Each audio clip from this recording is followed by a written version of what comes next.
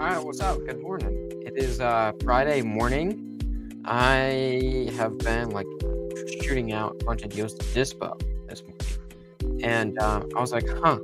I was talking with some folks inside the school community, and the biggest thing that no one talks about is freaking exits, right? So exit strategies. The second half, no one talks about. Hence the name of this stream. For those of you guys that are joining in, how's everything? Like sounding? We looking good? Sounding good? I hope looking good. But who knows? Busy. All right, sweet.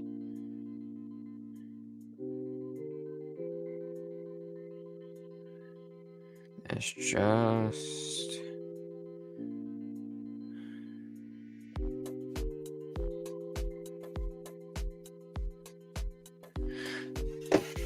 All right. So the second half no one talks about is freaking exits, right? So essentially, all an exit strategy is, there's two things that you do when you're looking to get out of a property. One is, ultimately you're just going to sell it, right? And holding a property is just holding it long enough so it goes up in value, so then you can sell it, right? So ultimately you're going to sell it. So how can we make a property make money in the meantime?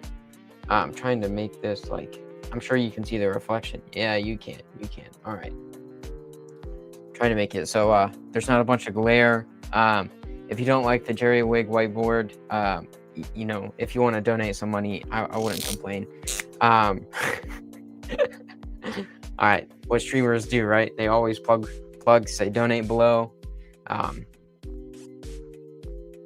Cool. So exits. Essentially, all you're doing when you're exiting is just selling for profit.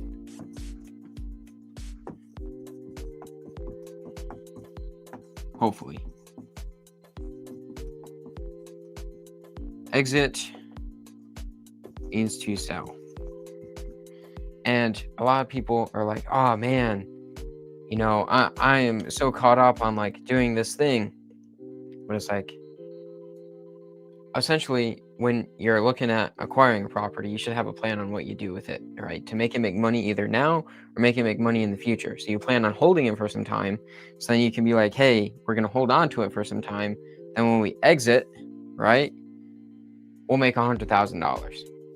And then within an exit, that's pretty much what exiting is you're just selling the property. So within the time frame of when you acquire to exit is figuring out how to make money with the property in between this time frame, right? And what'll happen here is you have all these guys that just talk about acquisitions, right? So we're just trying to acquire the property, but we don't know how we're going to make money off of it yet.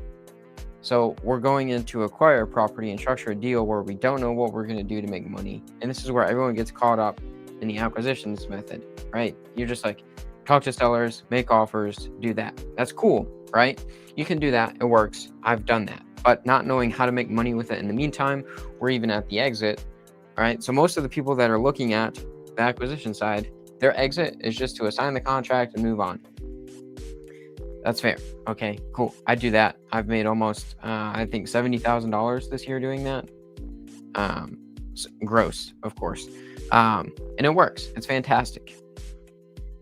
But if you know how people are going to exit, if you know how your buyers are going to exit, you know how most investors are looking at this, you can, one, figure out how to make money in the meantime, two, prep it up better for their exit. So then when you structure the deal to begin with, you can have it better set up for this exit so it makes more money. Your buyer is going to be happier because they're like, oh, that's a bigger spread. And then boom, you're going to be happier because you could probably get a bigger fee if you're just assigning it. So exit in the meantime, before you even exit, what probably is going to happen is let's say you have just a long-term hold.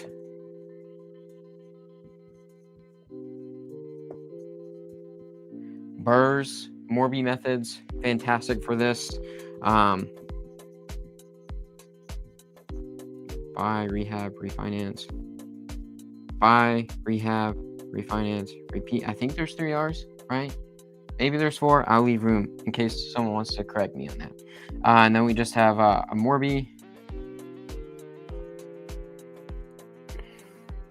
A short term, I mean, making money with it in the short term, I would still call that a bit of a hold period. So we have a hold period, or hold it for a little bit, make a little bit of money, and then boom, move on. That's essentially what we're doing. Like when we're prepping for an exit, what we can do is we can do more value add, like with multifamily. People just like pump value add into there, so then it makes the property worth more, and then when they do their exit, it's a couple $1 million extra. That's how that works. Now, what I don't want you to get confused with is thinking that you need to know every single exit strategy to make a good acquisitions deal, which you don't need to do. All right, let me pull up Facebook.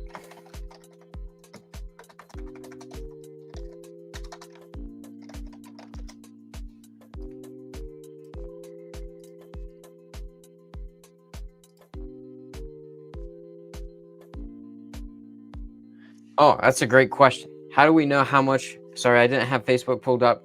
How do we know how much you can pay for a buy and hold property? It's a fantastic question. All right, so for a buy and hold, that really depends on the current market. That's a great question. So, I mean, my question would be to you is how long do you want to hold it for? So if you want to hold it for a short period of time, then what you can do is pay less for it. If you're willing to hold it for, a decade, 2 decades, maybe 3, and so on and so forth, essentially you can pay whatever it wants. I would say as long as it'll cash flow, and it'll generally, right? What'll happen is the property will go up in value. Obviously, investing has risk. I am not a licensed financial advisor. I do not give investing advice. Do with this information as you will. It's for educational purposes only. But for a buy and hold property, if you're planning on holding it for the long term anyways, buy it. Just buy it. It doesn't matter. Like if you're going for, let's say if I want to buy a property now, right, that's worth $2 million. So if a property is worth $2 million now, and generally you see a 3% appreciation on a yearly basis for real estate, that's across the United States. If I plan on holding that for, let's say 20 years, and it appreciates by 3% each year, I don't know what that number is. My math guys, if you want to give me a calculation. So if we buy it at, do I have an eraser?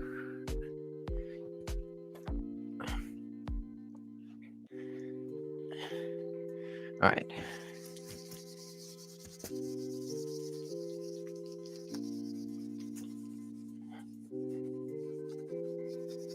My Jerry Wig whiteboard. All right. So the question is,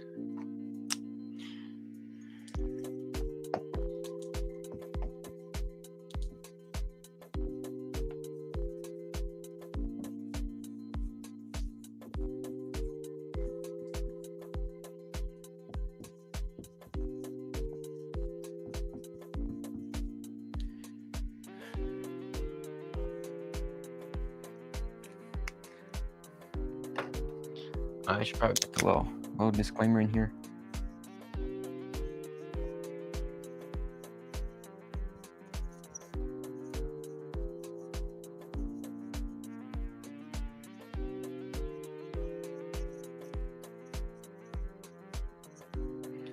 All right, education only, not investment advice. So my true answer would be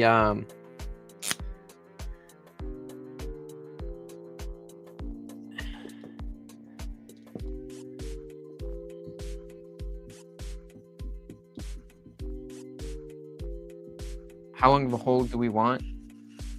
And just buy it now. And then essentially the act of stabilizing, right, is pretty much just getting the property to make money in the meantime. That's all stabilizing is. That's it.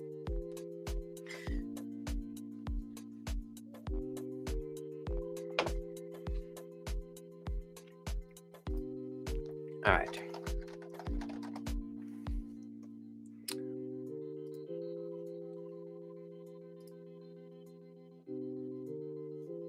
Let me make sure we're set on YouTube. Okay, cool. We are. All right, so that's the oh shit. Buy and hold. Simple. How long of a hold is my answer? And you should buy it now because generally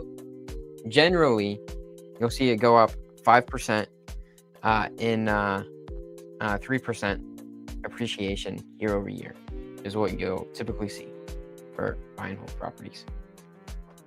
Now, if you're just buying a property and banking on it going up in value, obviously in today's given market, that isn't always the case. Foreclosures through the roof, if you know what I'm saying. And that's just how the current market is. Gotta do what you gotta do. But every time is always a good time to buy stuff. Well, not stuff, like buy property. And you'll probably be like, oh, Caleb, it sounds like what an agent would say because they get their commission. And that's true. My take on that is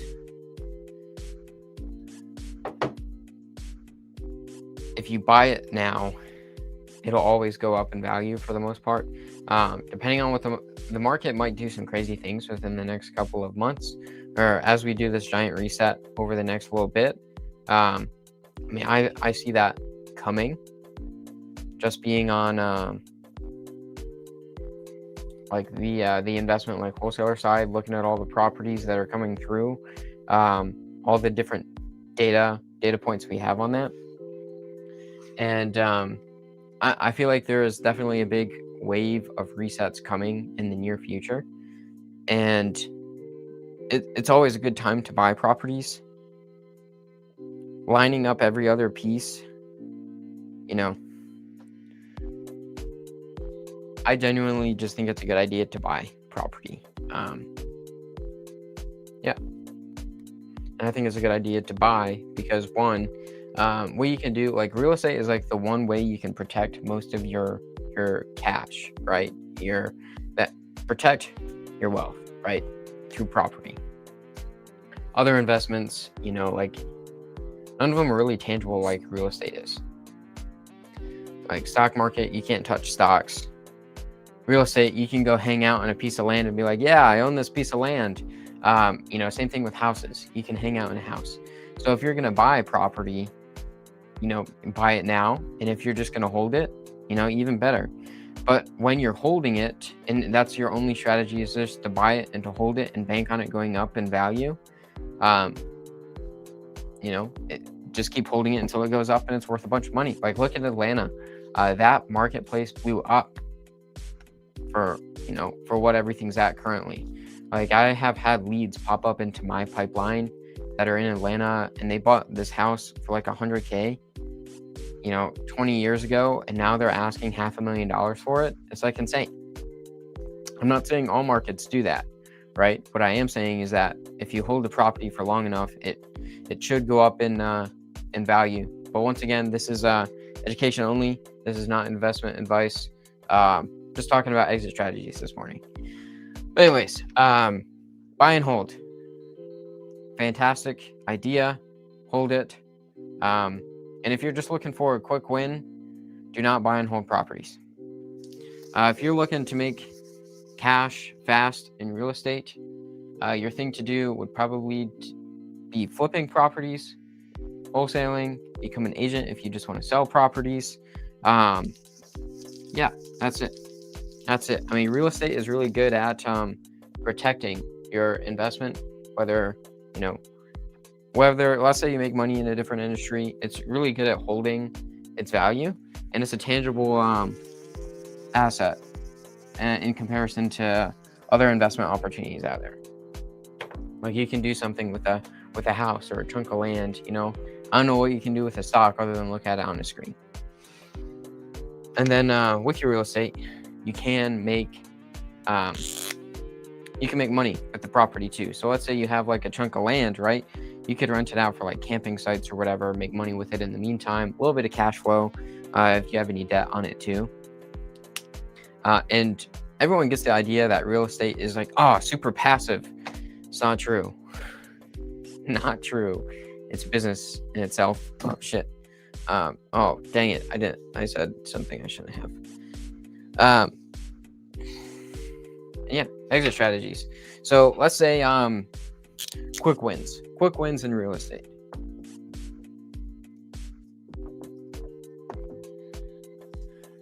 We have the agency model.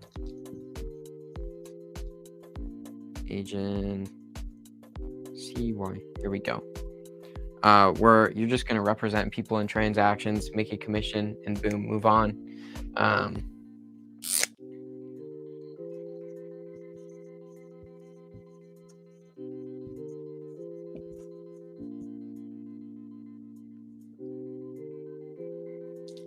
And that's pretty simple.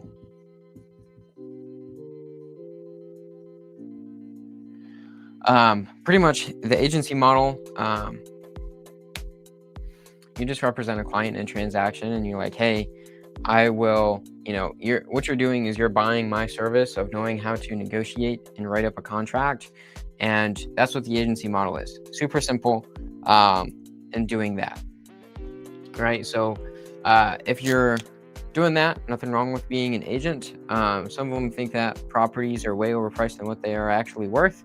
But ultimately, in the free marketplace, a property or anything is worth is what someone is willing to pay. So, I mean, it's okay if you want a crazy high asking price, but chances are you're probably not going to get it because it's insane. So the other, another type of real estate, a quick win, if you just want to, we'll put this in quotes, wholesale, bird dog,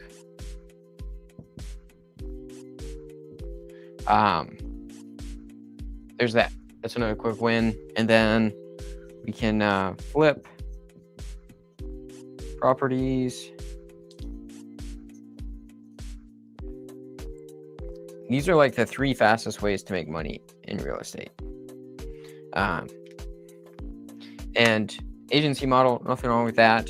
As for more of a, for people that are new into real estate, this is like mostly the, I would say the top 2 are the things that they would do mostly.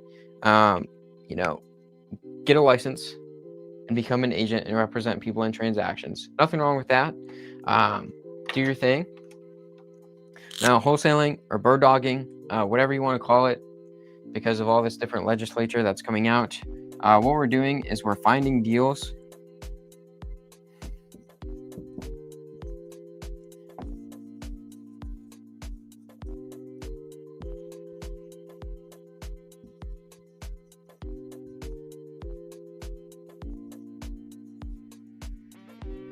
You're just finding deals for people and you get paid for doing that. So what you're doing in this sense is you are marketing, you are going after, distressed property owners, you're getting them under contract, and you're negotiating to get that deal for another investor that's willing to pay you for bringing them the deal, right? And that could be a handful of different types of deals, structures, so on and so forth.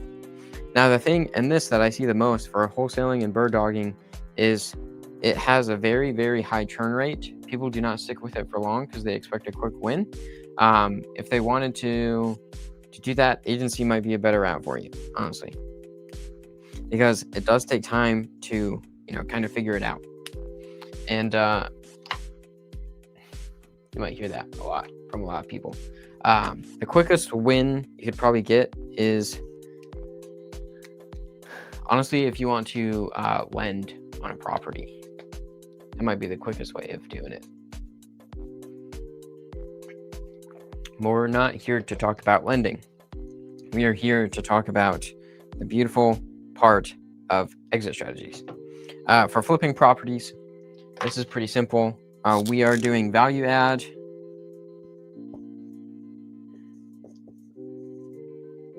To increase value add. to increase equity. So we're forcing appreciation through that and then selling on MLS.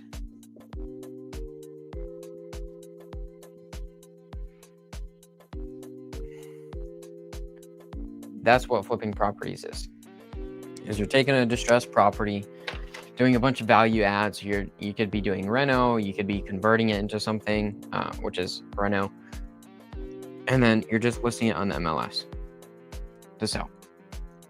Super easy. Anyone can do that. All right, quick wins. Here we go.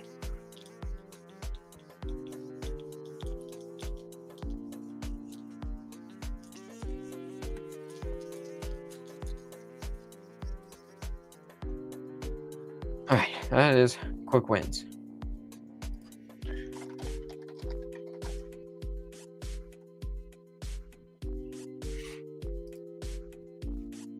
All right, bear with me for one moment. There's a couple things I got to change over here. I will be back in a flash.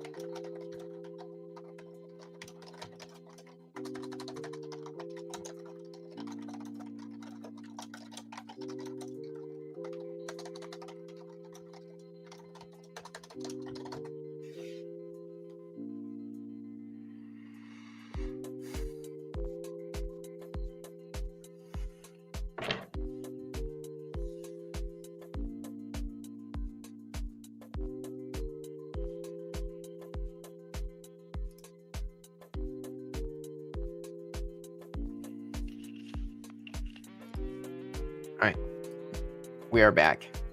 That was a quick little thing. Sick.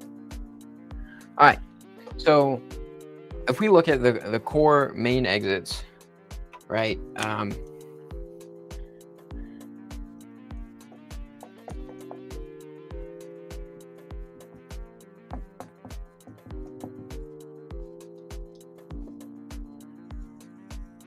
Essentially, what there is you're going to hold something for a long period of time or a longer period of time, but eventually you're going to sell it anyways, right? So we'll just go through a couple different main exit strategies that I see most of the time. And most of these are simple stuff. All right, so what we got? We have wholesale being number one.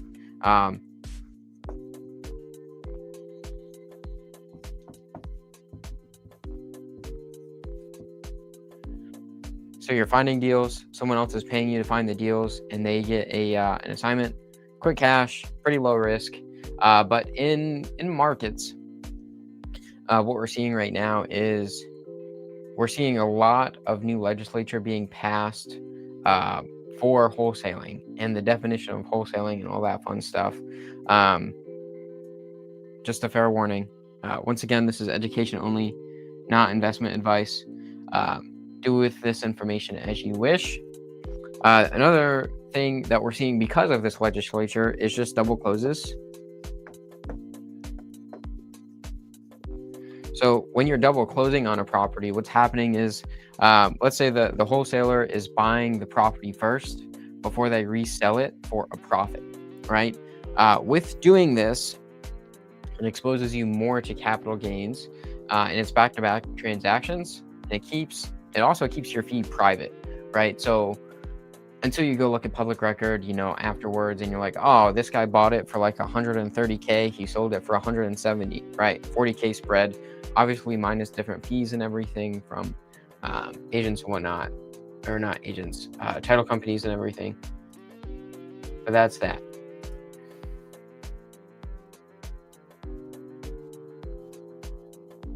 Super simple to do a double close. There's transactional funding, transactional lenders, all that fun stuff.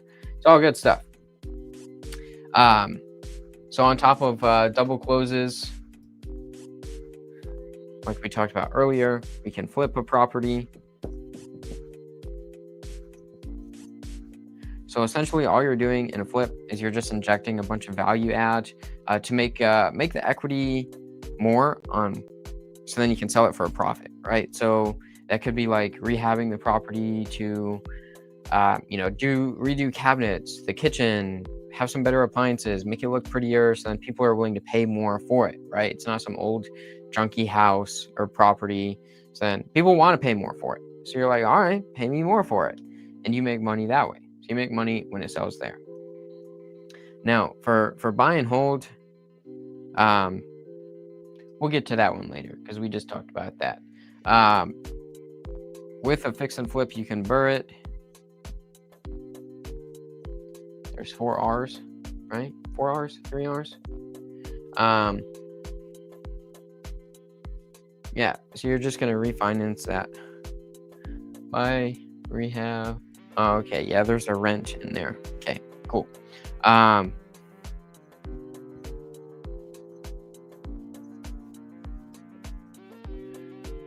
that's that. Another thing that is starting to, become more of is there's more of these creative options, right? And creative kind of gets a bad rep because it's like, creative stuff. And it's fair, a lot of people don't know about this thing. To be fair, they weren't really trained on it. It is something that is, it's not new, but it has a lot more light on it because of various different groups out there doing their thing.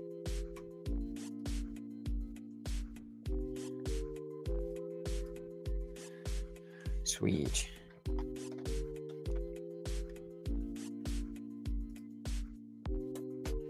And that's that. All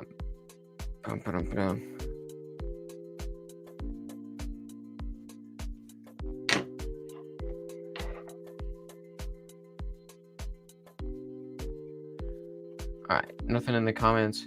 That's good. All right, I'm trying to, so like on here, right? Nothing from YouTube comments or anything comes in. So it's all like purely on Facebook. So, yeah, trying to get into all that. All right, so let's call it creative.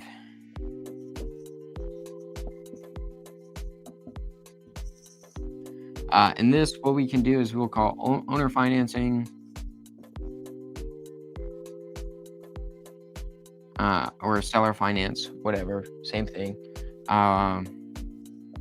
Sub 2, lease option,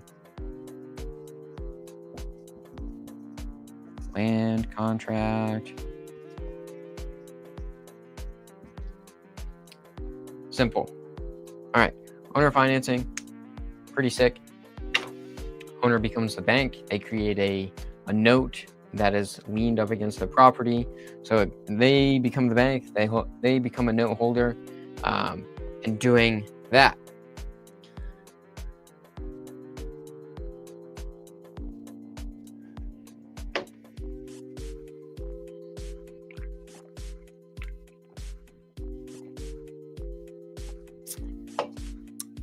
Losing my voice, doing a lot of yapping.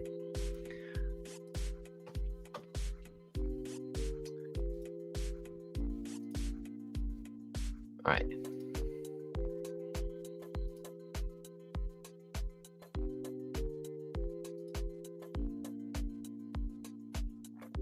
Owner finance, pretty simple. Sub 2, you just take over the, let's say we have an owner finance deal. And what we do is we just take over payments on whoever's selling the property. And that's it. We don't tell the bank, okay? I've heard horror story after horror story where people want to tell the lender that they're taking over payments. And deals like fall apart because of that. It's like, no, we don't need to tell them anything. Just don't tell them what's going on and make the payment.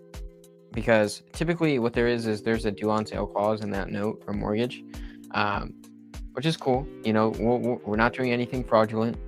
We're just taking over payments on behalf of the seller. That is all. That is literally it. Lease option, you're just leasing the property with an option to buy it in the future. Super simple there too.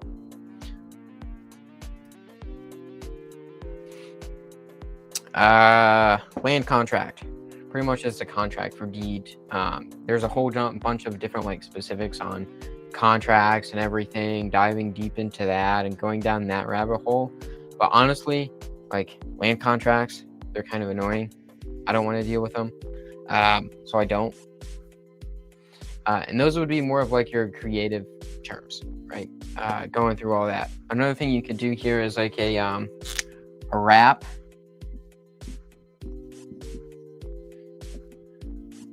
Essentially, a wrap is just a wraparound mortgage. So what we do is we're selling a property on owner finance, but there's an underlying mortgage, and then there's a what there is a difference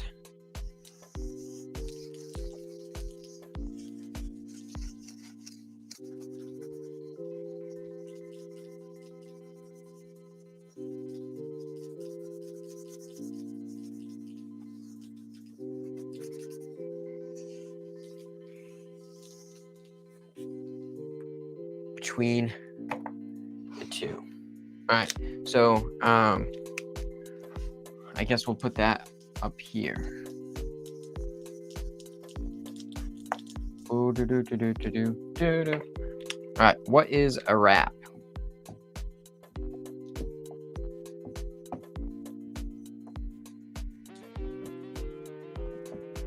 Wrap is essentially short for a wraparound mortgage.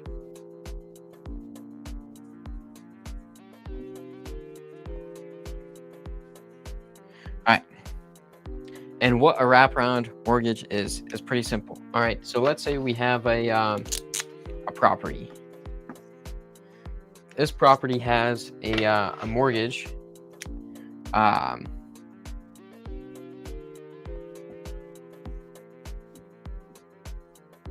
of a 180K, and it is a $2,000 a month payment.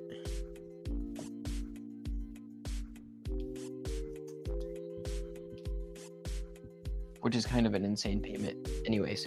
All right, so this is our first note. Okay, all right, so what we have is bam, this is a house. It has a loan on it for 180K. It's $2,000 a month for the payment. Cool. All right, now these numbers are going to be like kind of crazy just because I'm trying to make it make sense for everyone. But let's say we're going to sell this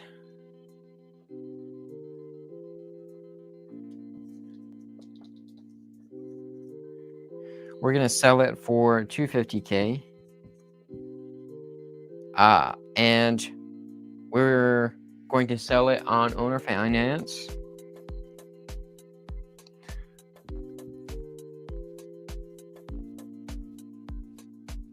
And we can make the payment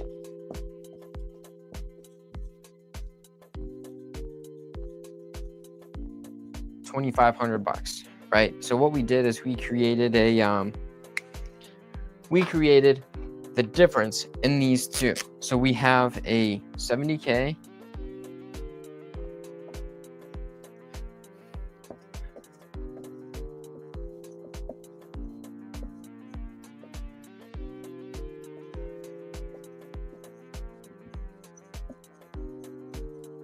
we have a 70K note difference between these two, right? And that gives us $500 a month in cash flow. We don't have to manage this because someone else is taking it over, right? Someone else is literally buying this property for this $2,500 a month payment at this price. And what we're doing, because we created the note difference, we're able to capitalize $500 a month from doing so. So we get $500 a month cash flow, and this gets paid. They take care of their own things. We're set. We're not a landlord. Technically, it's their property. So the only thing when doing a wrap is you have to vet out your buyer if your buyer isn't able to make this payment every month, one, you're not going to get your money, and two, that underlying note isn't going to be paid, so it's sucking money out of your account because that needs to be paid. And depending on different strategies and everything, that will vary.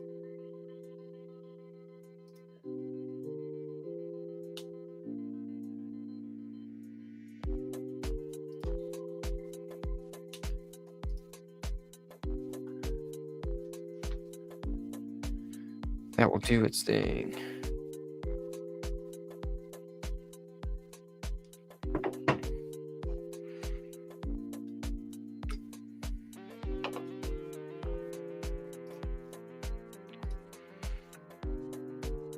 All right, that's pretty much a wrap. A wrap round is what we're doing is we are creating a singular note for these two, and there's an underlying mortgage here. They buy it at this price, these terms. We capitalize off of the difference between that mortgage and what we're selling it on, and boom, that's a wrap around. Woohoo! We learned something new today. And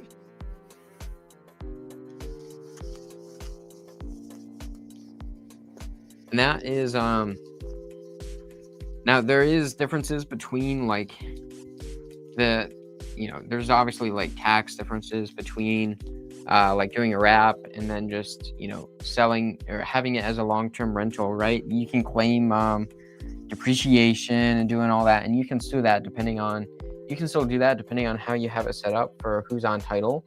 Once again, this is education only, not investment advice. Do not take my advice as investment advice.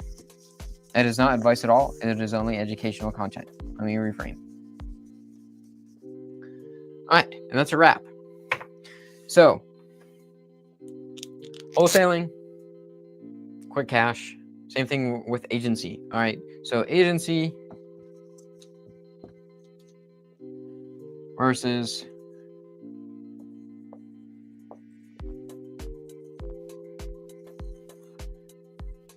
wholesale.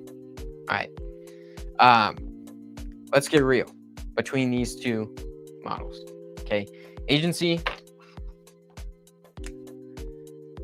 you're selling representation,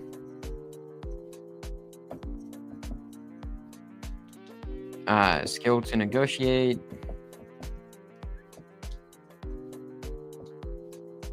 and write a contract.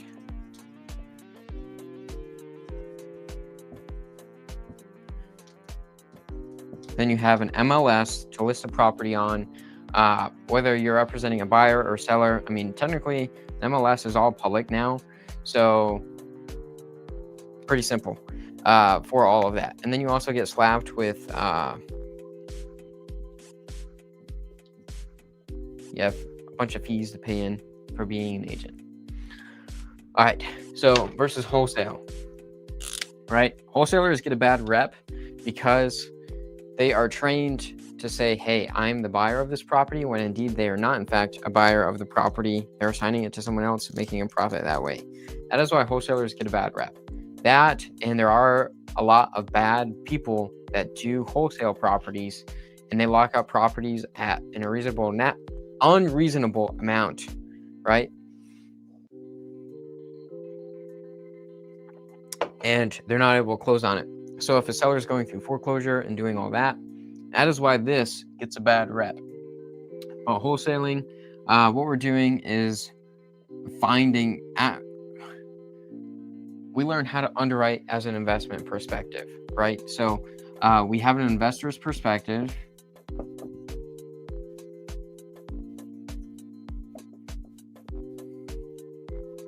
So we know how to underwrite, properly comp,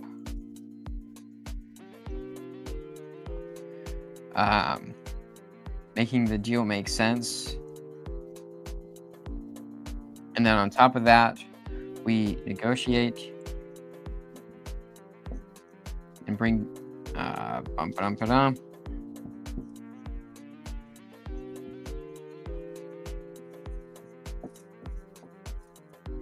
and bring deals of value to people.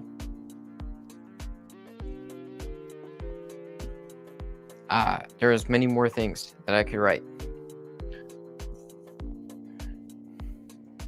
So what they are doing is they are marketing. Oh, we could also put that here.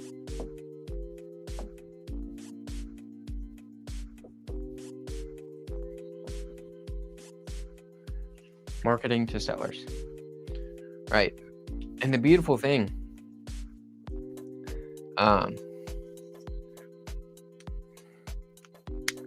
what we're seeing more of now, more than ever, is we are taking. I don't have any comments, do I?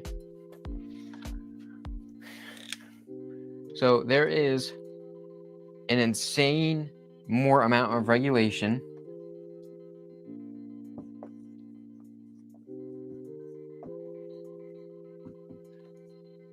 for a real estate agent.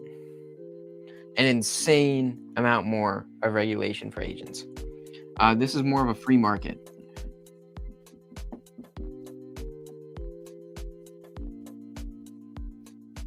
Right? So one of those main things is wholesalers don't have to go to a school to learn about meets and bounds. They just learn how to do deals. Right? So most of the things, I mean, I've been through real estate school. I do not hold a license.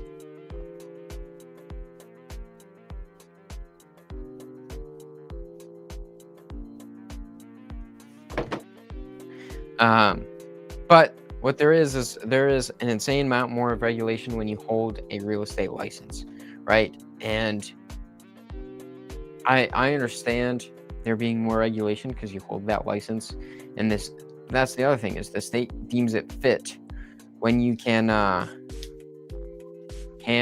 can't do your business, right? So there's that. There is a lot of like shady people that I've seen hold a license and not do best practices either. But that's that. You can see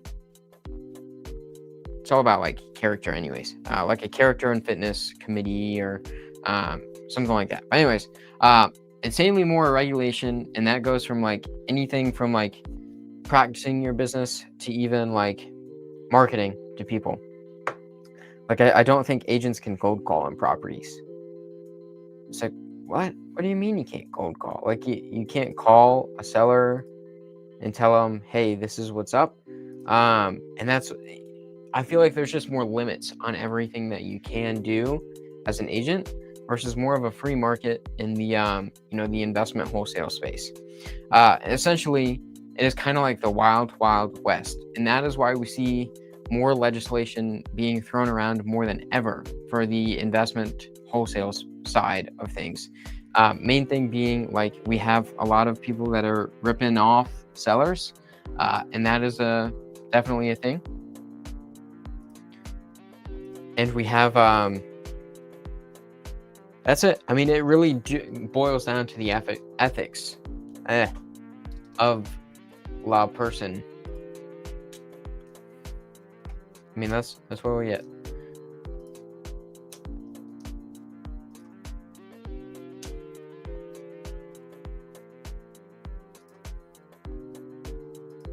Oh, sorry, I'm just pulling up my analytics. All right, sweet.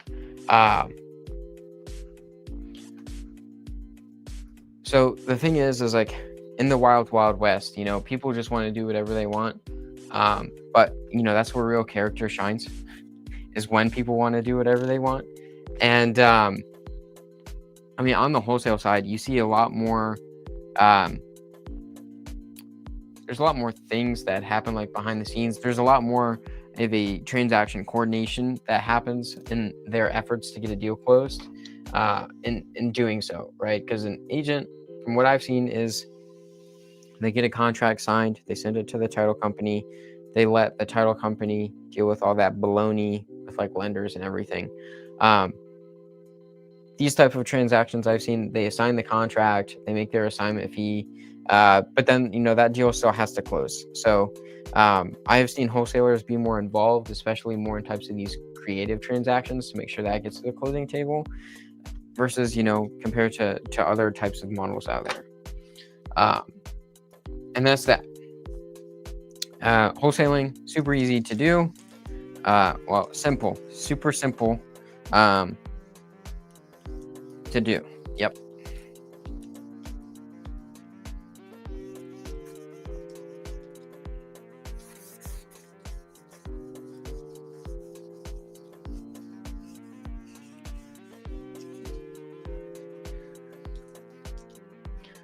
All right. We can talk about flipping.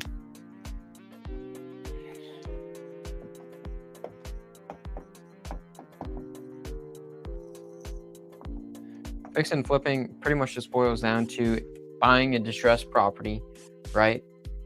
We're going to buy that property. So you make money on the buy when you do flipping. So we want to buy low, standard buy low, sell high.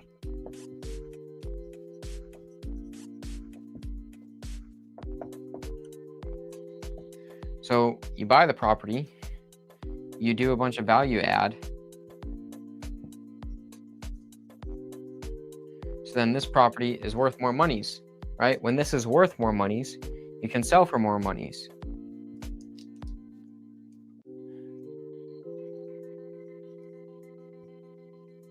Right? And that's where it really starts when you buy low, right? Because you know what your top line is going to be. And typically you can't really produce a product better than a new construction house 2 blocks away. So you're going to already have your number on how much you can sell the property for. So, and how much your value add is going to be. So you just have to subtract. So how would I draw this out better? You kind of have to reverse engineer it, right? So find your ARV.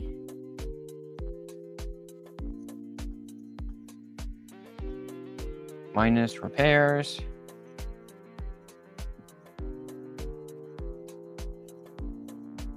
And then you have your max offer to buy the property, right? And in doing so, that gives you the, the top line. Like, this is it. This is literally the only offer. So when you're doing this, you need to be really good with your sales skills, your soft skills, so you can negotiate a really awesome deal. Nonetheless, buying it super low, right? And in this instance, like I said, you really just have to hone in on the sales skills to be able to buy at this, 50 cents on the dollar for this property.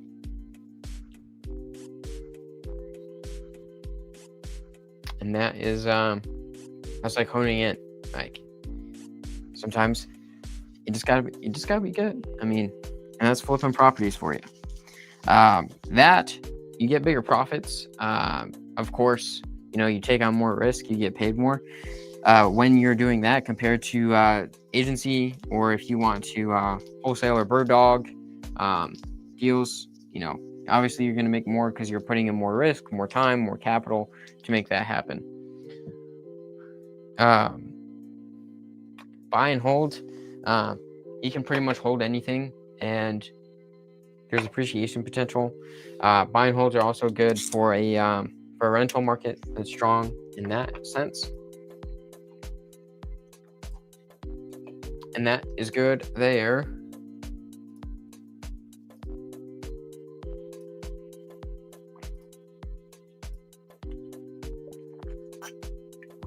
Oh, man. All right. Creative finance. When do we want to use creative finance? We want to use creative finance when nothing else works. You're probably like, why do we want to do that? So let's write this out. When to use creative. My short answer is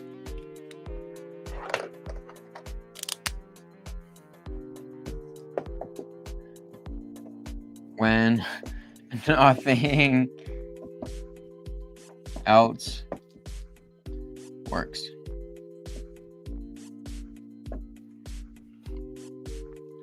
And why do we want to do that, right? So creative stuff, most of the time, no one's going to understand it. So it's like a full-on education course on like, this is creative finance. It's so awesome. People are like, what does that even mean? Is that even legal? You're typically going to face more objections when dealing with it. But, who doesn't like to face objections? Why not?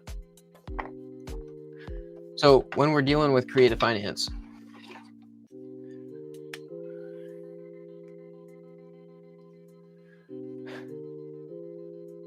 we want to run out.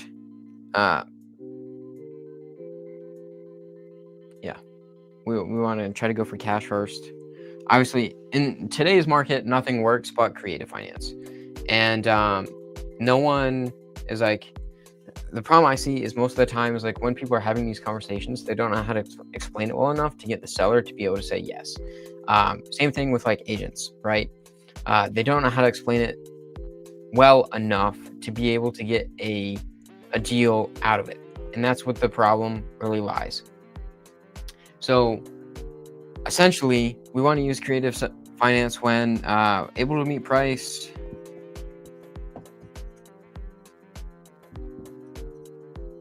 just on terms.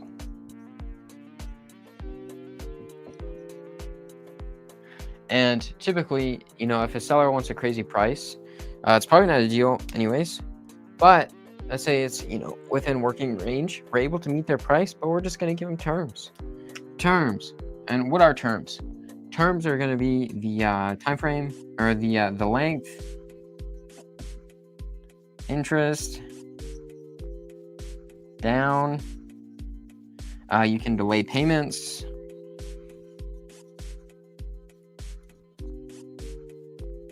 And the beautiful thing is you can make all this stuff up. You can make all these terms up. You could be like, I'll get you a new car, right? Obviously, it's got to be documented, put into the purchase and sale agreement, thereon and so forth. Beautiful thing is you can make up the terms. Terms, you make it up.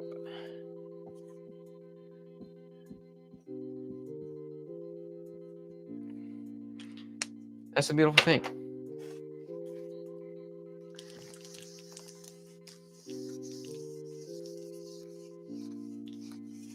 And that is creative finance.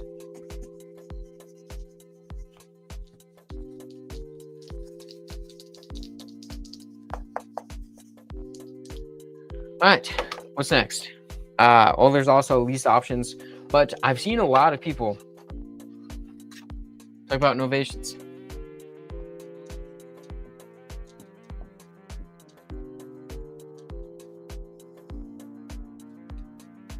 And a novation essentially is more of a white glove service of listing the property on the MLS for someone, right? So when we're doing a novation, what we're looking at is what needs to be done for the property to make it worth as much as possible. Then we're going to list it on the MLS.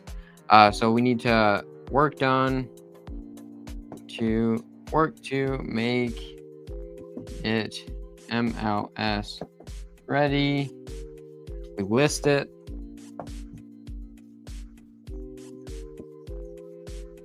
Innovations are awesome because literally you can offer up to 92 cents on the dollar.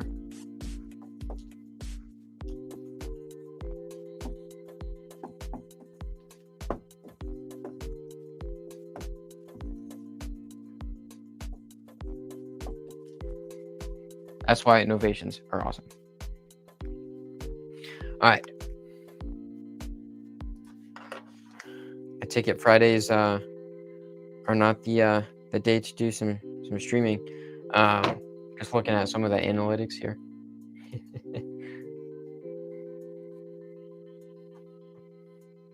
But innovations are cool because literally no one can really compete with your offer price. And you're going to make it market ready, list it with an agent, and be ready to go. Like, what better could you do there, right?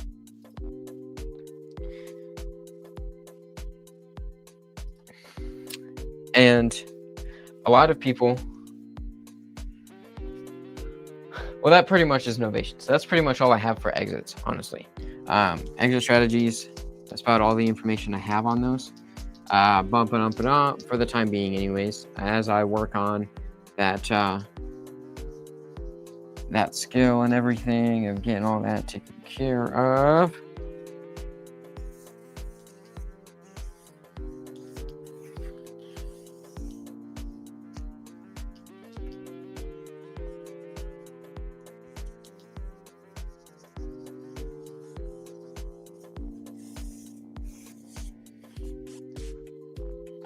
All right, so let's look at common mistakes, or we'll say common errors.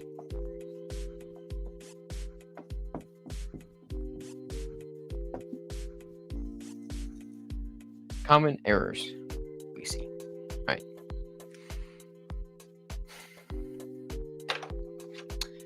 Most of the time, we only see one exit strategy.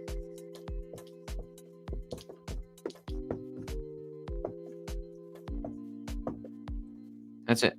Like, we see one exit strategy that they're like, this is my only thing that I do. It's like, all right, but with everything the way it is right now, like if you only have one exit strategy, like I'm only doing, one small super niche thing. Riches are in the niches, yes, but with current marketplace conditions, makes it a little harder to figure out what's going on. So most of the time, we see that we're ignoring creative.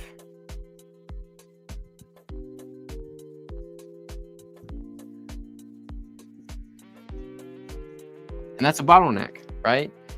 A lot of things that we see is we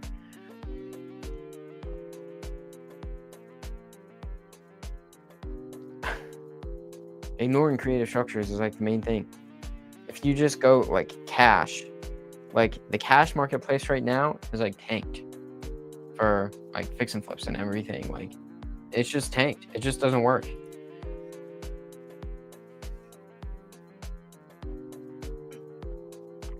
Just doesn't work. Okay. We want to yeah, I mean, that's pretty much it. The other thing is like we want to make sure we're in compliance with all the laws. We're not doing anything we shouldn't be doing. Yeah, that's exit strategies. Focusing on the second half that no one talks about, I believe is the title. Yeah, that's the second half no one talks about. Exit strategies. Oh, shoot.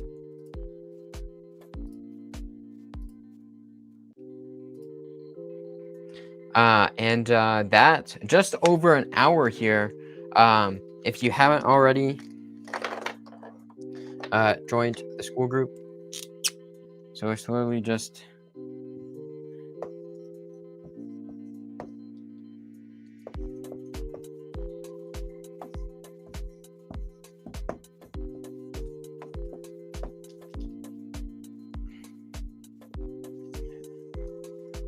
and you'll get free agent outreach system.